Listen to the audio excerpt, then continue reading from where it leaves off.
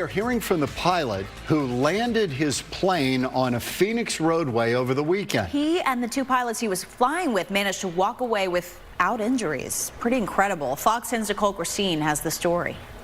Well, the pilot tells us he was taking two pilot friends on a valley tour. It was supposed to last 20 to 30 minutes, but instead, after about 10 minutes, he ended up having to make the decision to crash land behind me in the area of 7th Street between Missouri and Coulter.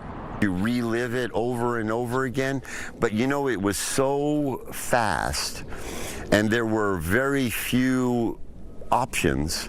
Retired American Airlines pilot Nicole Tragarz describing the moments when he managed to safely land one of his Republic CB aircrafts along a midtown Phoenix street. I didn't second guess anything. I made the decision. I stuck to the plan, and that plan was, at the end of the day, hindsight, the plan was the correct one.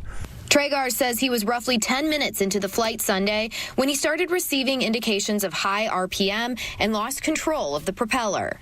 I had made a decision I was going to divert to Sky Harbor, so I was beginning a southbound turn to the right to go to Sky Harbor, and I just reached down to dial in the frequency of Sky Harbor and declare the emergency when we lost power. Tragarz says he focused in on where to land the plane, with 7th Street right in his line of sight. Which, you know, most of the time that place is just packed with traffic, and there was nobody there.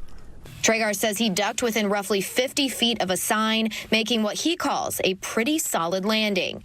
He attributes his cool composure to his decades of training and experience and says he was simply putting that to use. I don't see it as being this heroic thing. It was just the job. After all these years, it was what you have to do it. And I've actually reached out to a couple of the instructors and my previous instructors and let them know, I give them a lot of kudos. And the cause of the crash is under investigation.